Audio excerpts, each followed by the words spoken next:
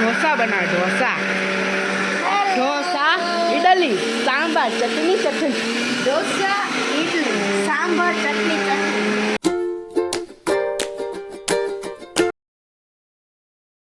કેમ છો બધાની જય શ્રી કૃષ્ણ। આજના મારા માનવું જોશું બ્લોગમાં તમારા થર્ડ બ્લોગમાં તમારું સ્વાગત છે।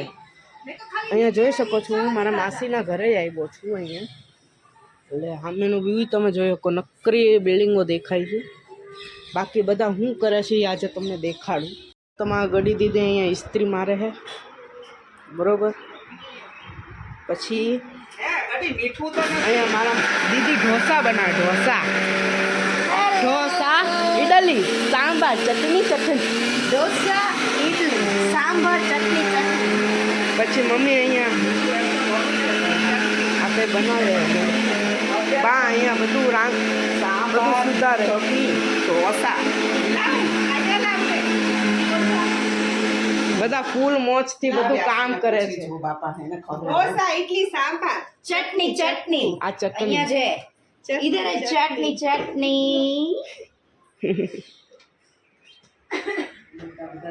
બાકી દીદી તો અહીંયા ઇસ્ત્રી કરે છે। હું અહીંયા એમને ફરું છું। બહુ બધો નાસ્તો કરી લીધો છે પહેલાંથી ન દેખાય। બાકી બા તો અહીંયા સુધારતા રહે।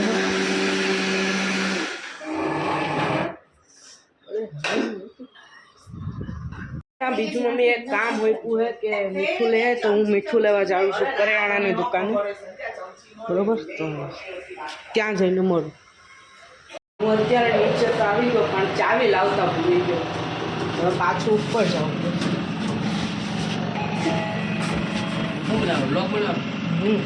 પાછો નીચે આવી ગયો। હવે ચાવી લેવા આવ્યો પાછો। હવે ચાવી લઈ લો ભાઈ। હે ટાટા હલો પાછા ડેટ જોજે હે માનો ઓકે ડેટ જોવાની કે એક્સપાયર ન થઈ જાય ને। હાલો હવે ત્યાં જઈને મળું। બધો સામાન લેવાઈ ગયો છે અહીંયા। તો હવે આપણે ઘર સાઈડ જઈએ। સામાન લઈને આવી ગયો છું। આ મૂકી દીધો બાકી મમ્મી જોવે છે કે બધું બરોબર છે કે નહીં। પહેલા તો આ લેપટોપ ને મૂકે માંગી હાલો મમ્મીએ કીધું બરોબર પણ આની ડેટ જોઈ લો આમની। બાકી બધું બરોબર ચાલે છે। હજી સાંભાર બની જાય અને ગડી દીદી હજી ઇસ્ત્રી મારે છે। બધું થઈ ગયું કામ નહીં નથી થયું। બાકી અહીંયાથી વ્યૂ બહુ મસ્ત આવે છે તમે જોઈ શકો છો। અમે બધી બિલ્ડિંગો દેખાય છે બહુ મજા આવે રહેવાની।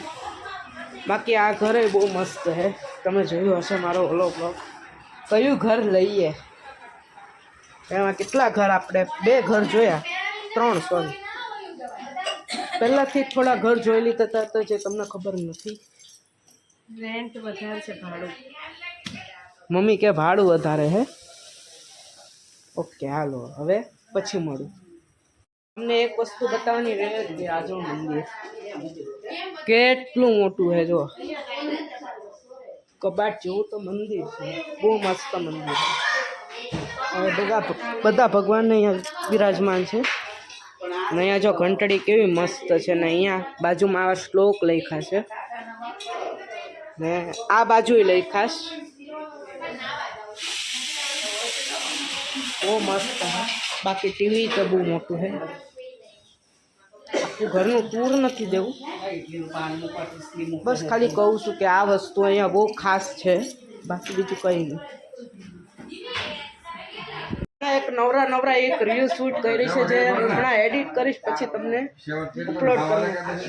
બાકી મારા ફુવા એટલે ફઈબાઈ આવી ગયા છે તો હવે પછી મળું।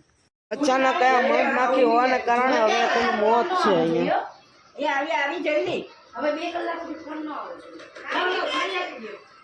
મમ્મી આમળી લેવા ગયા હે આવી જો ગઈ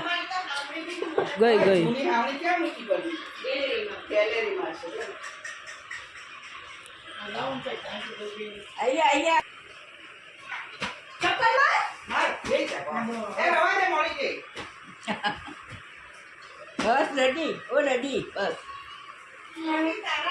દીદીએ તેનું મોત કરીને નાખ્યું। હવે દીદી એને ફાંસીની સજા થાય.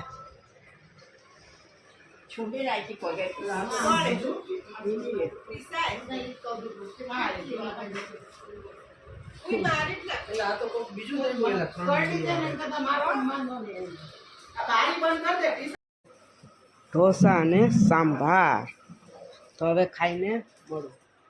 ચા ને ઇડલી ને સાંભાર બધું ખાઈને હું પેટ ધરાઈને બધું રેડી કરીને હું અહીંયા ગેલેરીમાં ગઈ ગયો છું. ગેલેરીમાં જોયું તો કેટલો મસ્ત એવો બધો નજારો દેખાય છે. એવી રીતના બહુ સારું એવું ખાવાનું હતું અને બહુ મસ્ત એવી રીલ ઉતારી. બાકી જો અહીંયા મમ્મી એ બધા વાતો કરે. હમણાં હવે અમે નીકળવાના જ છે ઘર સાઈડ. બાકી કંઈ વાંધો નથી. હું તો ત્યાં મારા મમ્મી અહીંયા આવી ગયા જુઓ.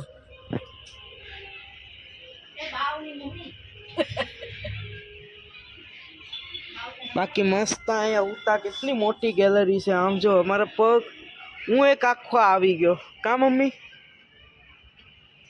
બાકી અમારા ઘરમાં એક કરાવવાનો વિચાર છે. મોટી ગેલેરી કે હા. બાકી હવે ઘર સાઈડ જઈએ ત્યારે મળીએ. નીકળી ચાલ્યા ઘર સાઈડ. અહીંયા મમ્મી એક કામ માટે જશે ને હું નીચે રહીશ પછી અમે ઘર સાઈડ જઈશું. ત્યાં મમ્મી જોઈ શકો કેટલા થાકી ગયા છે અને પાછી છે શરદી અને ઊંઘે બહુ બરોબર. અરે સોરી, 0 દબાણું રહી જ ગયું.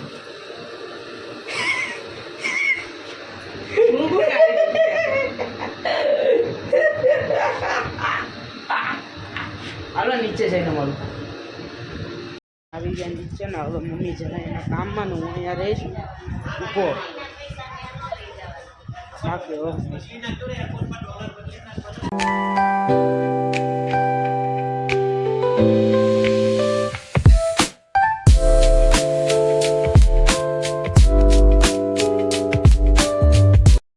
પહોંચી ગયા છે ઘરે.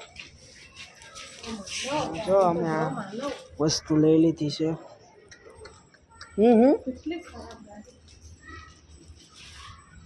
હાલો હવે અમે ઘરે જઈએ. તો અમે હવે આવી ગયા છે ઘરે ને ઘરે આવીને તરત જ અહીંયા જોઈ કો પથારી નાખી દીધી છે. તો હવે અહીંયા જ હવે બ્લોગનો પૂર્ણ વિરામ કરીએ. જો તમને આ બ્લોગ ગમ્યો હોય તો લાઈક કરજો અને જો આવા નવા બ્લોગ જોવા હોય તો સબસ્ક્રાઈબ કરજો. બાકી બધાને જય શ્રી રામ.